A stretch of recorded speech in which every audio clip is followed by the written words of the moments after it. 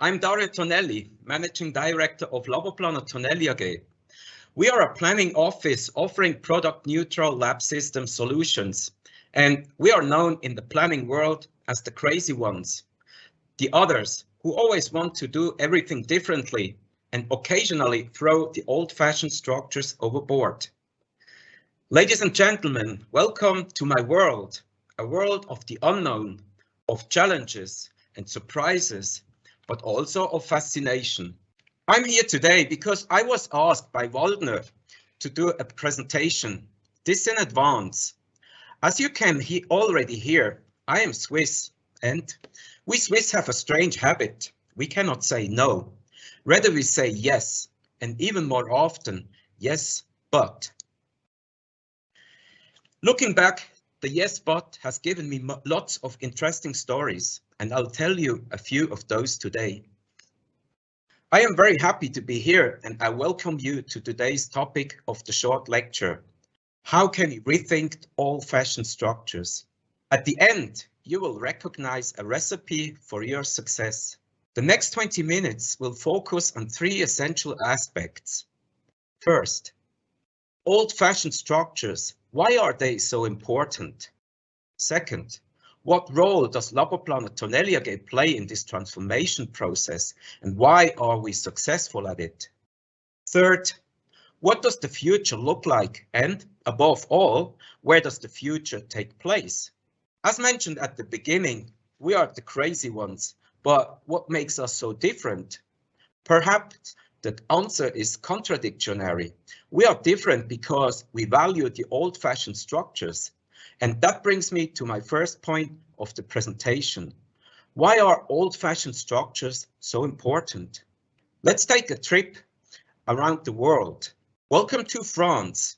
Everyone recognizes it immediately. The Eiffel Tower. Is it an old-fashioned structure? I would say no. It was built in 1889 for the World Exhibition.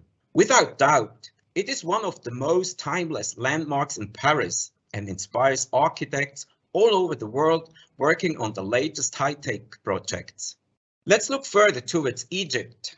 The pyramids, a World Heritage Site since 1979. But the shape of the pyramids, an old-fashioned structure? We at Tonelli would say no. This geometrical form is simply timeless. It is effectively a universal structure which is not negotiable based on natural laws. And because of its timeless structure, it is a symbol of eternal life, the perfect place for the tombs of the pharaohs. Form and content fit together perfectly. Do you agree? Welcome to Switzerland. Our pyramids are made of chocolate and end up timeless on your hips. If you eat too many triangles, you become strangely round. This is known as the Toblerone paradox. Seriously, our Swiss Toblerone has a classic design structure with real recognition value. In this case, one in the length extended pyramid. It is a structure that shouldn't be changed. It would cause an uproar in Switzerland. After this little trip around the world, one thing is clear. We have distinguished clearly between old-fashioned structures and timeless structures. That is the key point. Rethinking doesn't mean destroying. On the contrary, timeless structures should be further developed and improved within the context of their time. Again, to distinguish, old-fashioned structures are passing fashions. Timeless structures are important for our development process. They develop and adapt to our ongoing quality of time, and they have proven themselves. Sometimes it's really difficult to distinguish between old-fashioned and timeless structures. We like to hold on to what has proven its worth over time. But sometimes, however, we need to throw the old structures overboard in order to be able to develop new ones. In lab design, this is called moving and redefining the boundaries. So, fear and conservatism are the worst advisors when it comes to long-term decisions and often end up costing the double. In order to develop existing structure further, exactly two factors are required. First, the right people. And second, trust. And to that, lots of time for many discussion is needed so that everybody comes out with the same understanding of the task. The dynamic of the development process is often in direct contrast to the speed of change of the guidelines, which sometimes becomes a stumbling block. This means the guidelines often lie behind the developments. A second important aspect in the change process is trust and commitment from all persons involved.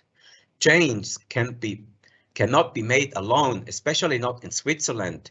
It is about harmonic cooperation between researchers who end up working in the building and spending a large part of their lives in it, the management, and above all, the authorities. To ensure that an idea does not remain just a vision, two aspects are of particular importance. Clear proof of operational, functional, and safety-related feasibility. Only this brings the necessary confidence bonus for all parties involved. After all, we know vision is one thing, but safety and trust are crucial. The demands and expectation of what people want to achieve in life differ from person to person. We cannot teach a cow to ski because it's just not her nature. For the development process, however, it is important to have the right people in the team, those who are willing to approach and support the change process together.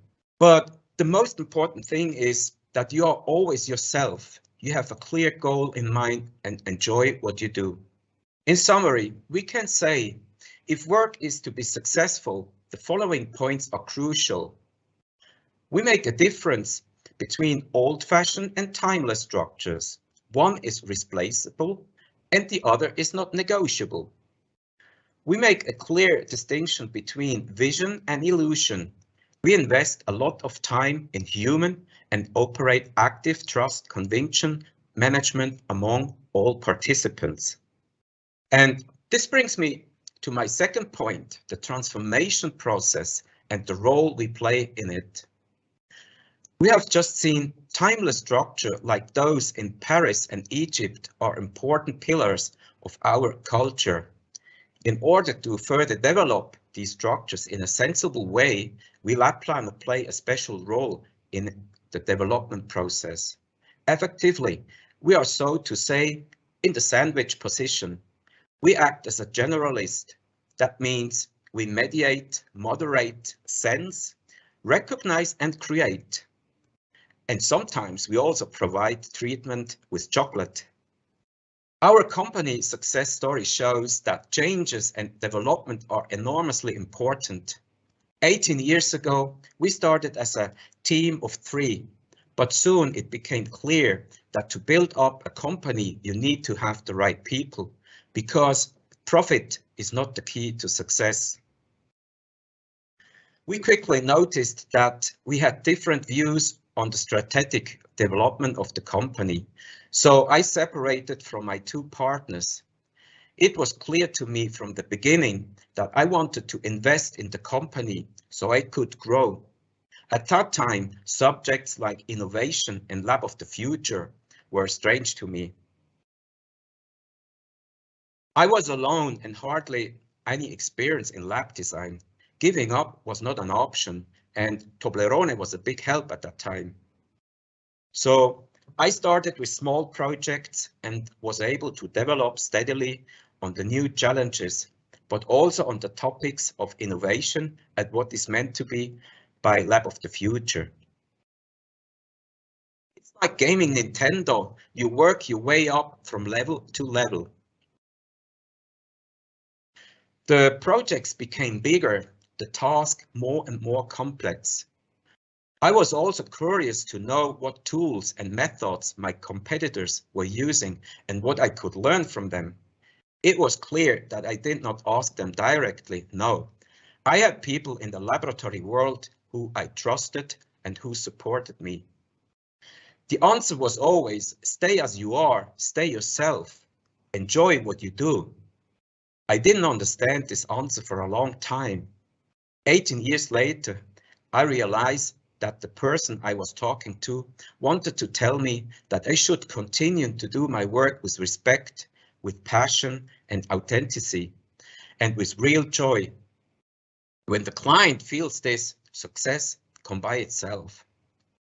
Modesty, respect, and trust are the key words. When I noticed that I was gradually gaining a foothold in lab design, I began to invest further in the company and looked for the right people with a focus on character and matching the company spirit. The person's title or their references were mostly secondary for me. The person, the appearance at the interview, that was important. I also wanted to feel how motivated these people were to develop themselves, to promote innovation, and to work in a crazy team to achieve unique things.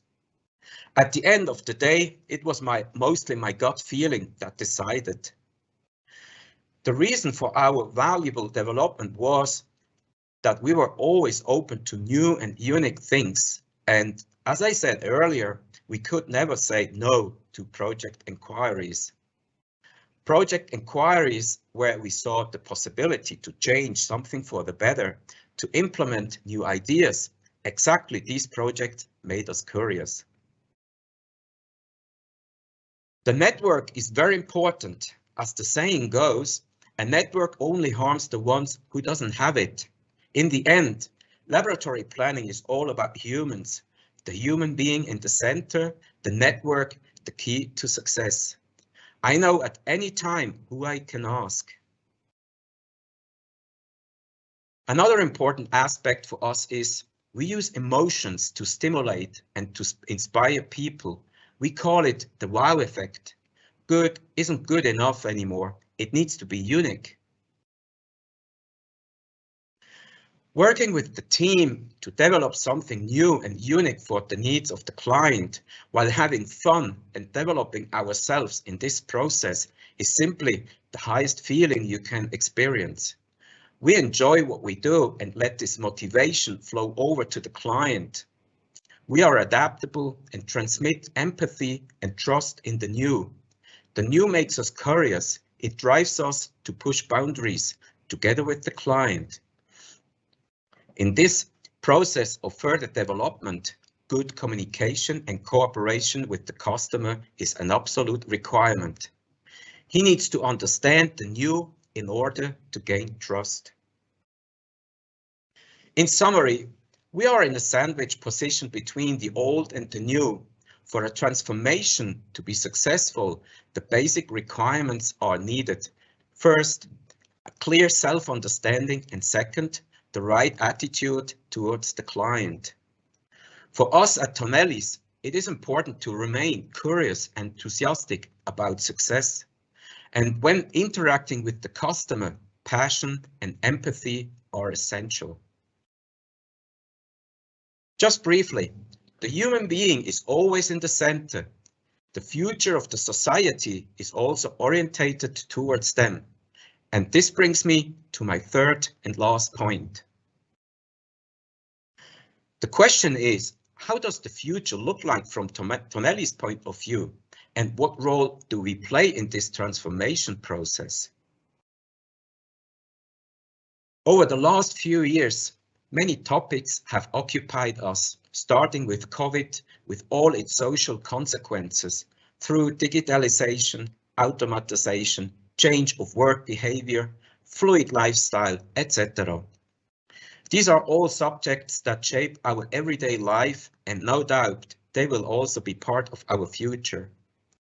But before we discuss how the future will look, the question remains, what actually is the future?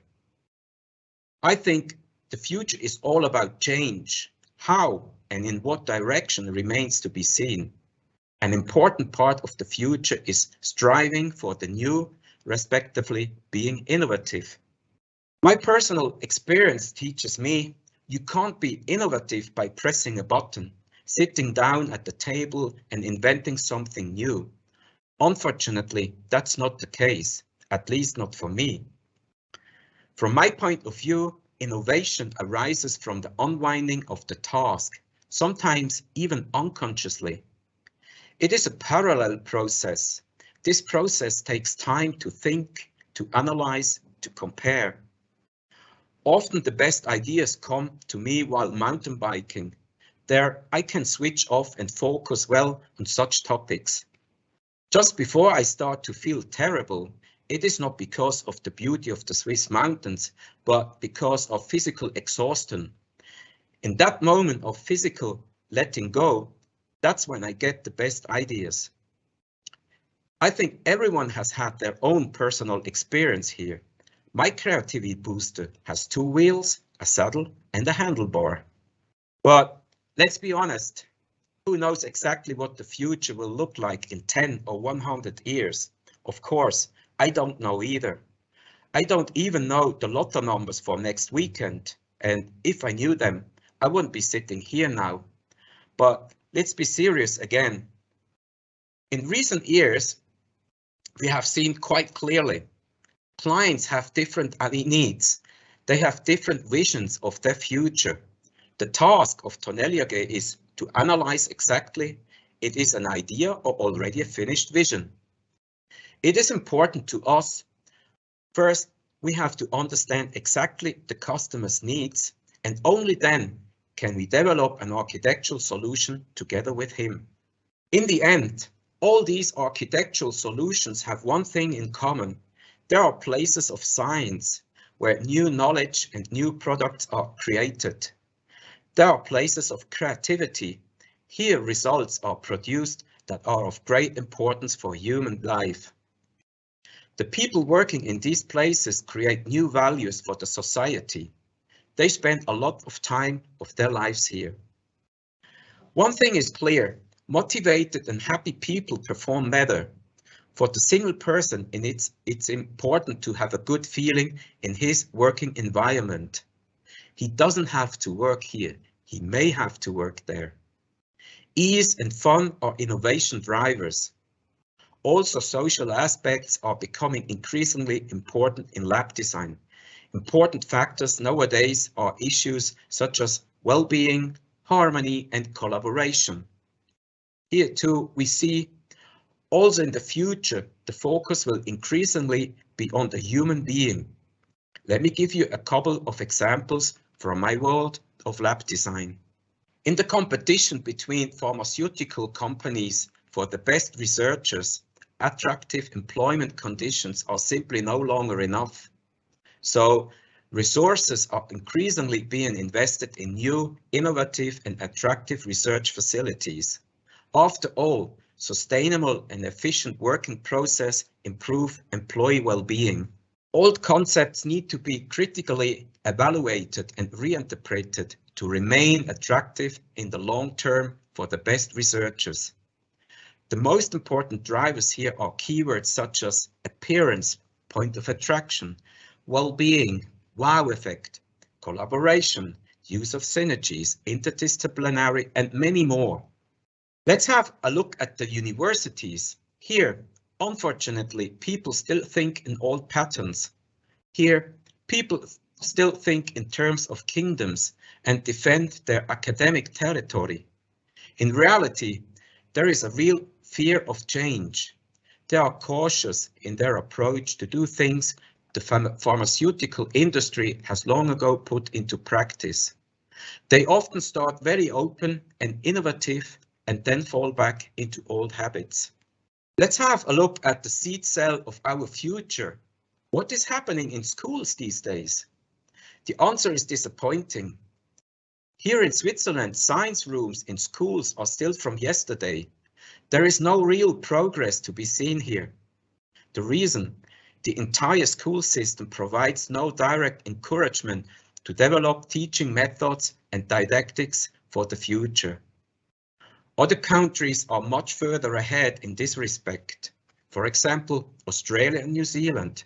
At the very interesting presentation on the 19th of January, we learned that school buildings and teaching methods definitely need to be developed further. This is the only way to inspire and motivate school children. The teachers of the future should not just be sharing knowledge, but above all, also motivate. It is up to the teachers to inspire the children for the learning process. The right environment would help on this. What do I take away from this? One thing is clear, the future starts at the schools. For us at Tonelli's, it is a great concern to transfer the idea of innovation and its transformation not only to the pharmaceutical industry. Schools and university must also become attractive places to work. Just in this way can we create the basis for further enthusiasm and motivation. Only in this way can we prepare the entire educational sector for the future. After all, the most important thing is that we are constantly evolving because change moves and inspires us. Change motivates and leads us to success. That is the reason why we are gathered here today. With all of our ideas and creativity, we can push the boundaries of lab design and make it more efficient, smarter and safer. I am sure that together we can achieve this goal, and believe me, the world is very interested to know how curious you are. Or simply do as I do. Innovation doesn't take place in the silent chamber, it takes place with the climb on the mountain bike. But seriously, these are all important issues. I would be very interested in your perspective. Please send us an email with your assessment of where the laboratory world will change the most in the future. As a small thank you, you will receive a sweet triangle story from us in the shape of the Toblerone. After all, we know that chocolate contains many substances which make us feel better, and not just on dark days.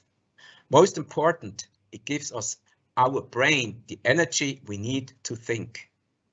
I look forward to your questions and suggestions. I would like to thank you for your attention and slowly come to an end and summarize again.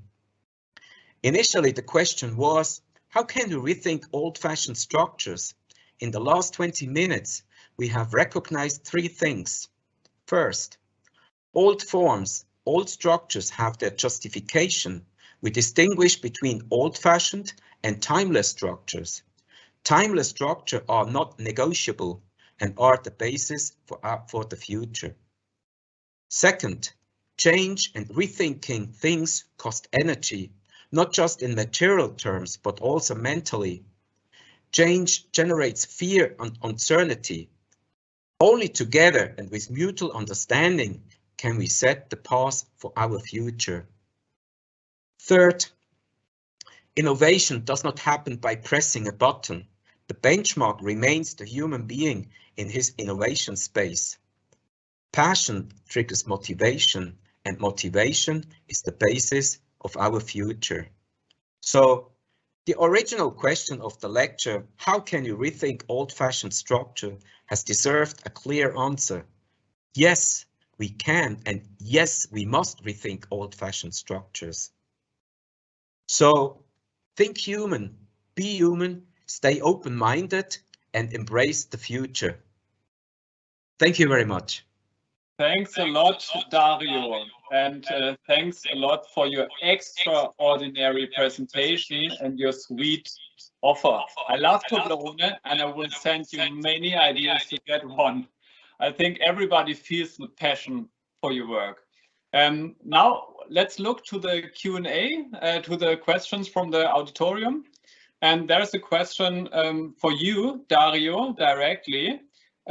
From your point of view, what are the most important criteria for planning a lab of the future?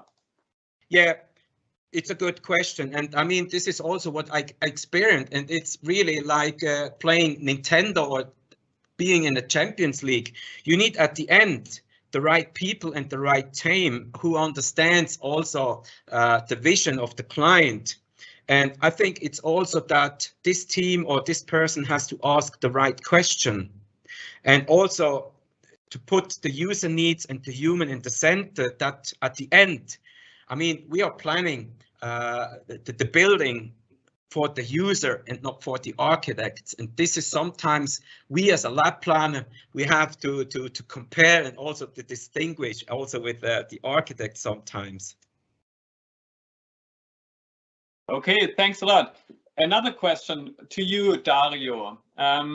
Where do you see the greatest potential for further development in the planning of laboratory buildings?